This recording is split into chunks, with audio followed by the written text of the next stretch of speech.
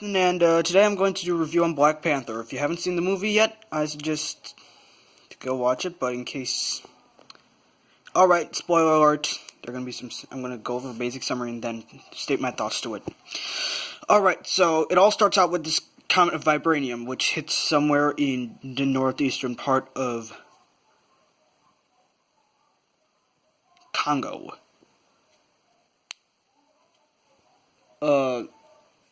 The one that's nearly landlocked. Let's just go with that. It used to be called Zaire. But anyway, point being that it hit somewhere in Africa. 5 tribes started fighting over, and the Jabari tribe then managed to managed to unite all the other 5 tribes.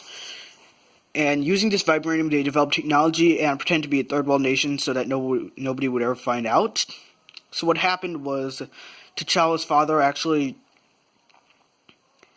killed someone. So what happened was, I don't know, eventually he died, and T'Challa became the new king, which means that they had to make a ritual, and they had to say, anyone who opposes. So some guy came out and opposed him, and they fought, and the guy who opposed him nearly died, but they healed him.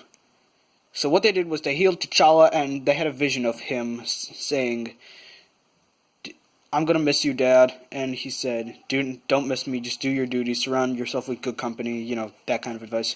So what happened was, this guy named Killmonger saw this artifact, which belongs with vibranium in it, and they don't want other people to find out. So obviously, they were actually going to sell it in South Korea, but the Wakandans didn't want that, so they sent T'Challa and some other people to go bust him. But eventually, Killmonger... This is where it gets interesting. I'm not going to go over... Alright, so what happened was there was a huge antic in some South Korean restaurants. Yeah, there was a scene in Busan. Alright, so here's where it gets interesting. Okay, so Killmonger shoots some guy up.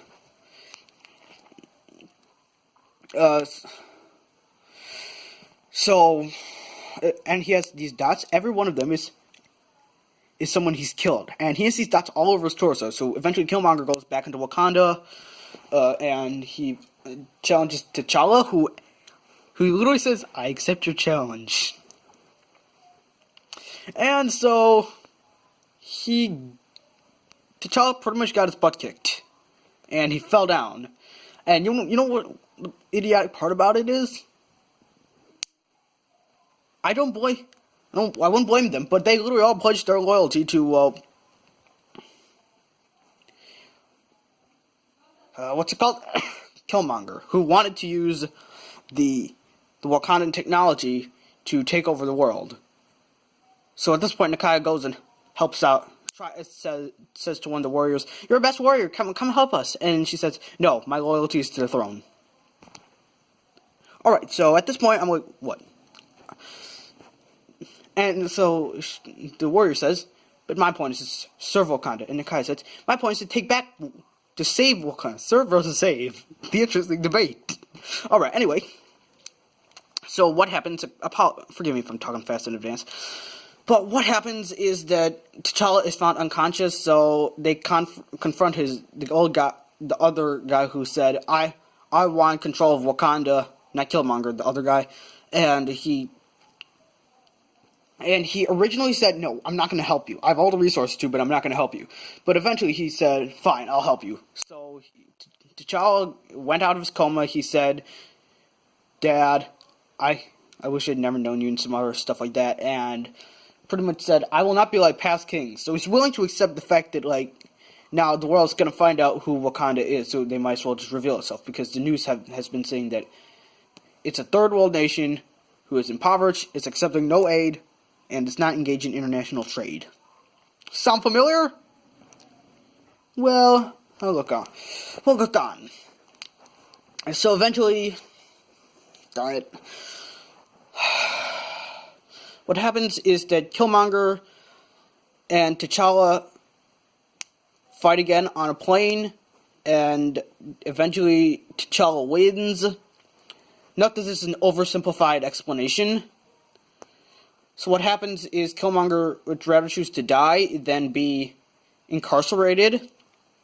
So eventually what happens is he rents the building where T'Challa's father killed T'Challa's uncle. And then at the mid-credit scene, T'Challa's apparently telling the UN, "Yo, we're Wakanda, we have advanced technology. Thanks, but we don't need international aid." Alright, so my thoughts on it is, yes, this is a very good movie. I wouldn't change it anyway. It's very diverse, it displays their culture very brilliantly, and challenges old stereotypes. Great movie. I'd rate it 4.5 out of 5. The only thing I would change about the movie, however, is... what would I change about the movie? It displayed their culture brilliantly. It gave action. I mean, the thing I feel about this is, usually DC is the one who makes their basis scientific, their stuff on more mythological. And because, I mean, think about it. Teen Titans, Raven, who's a demon.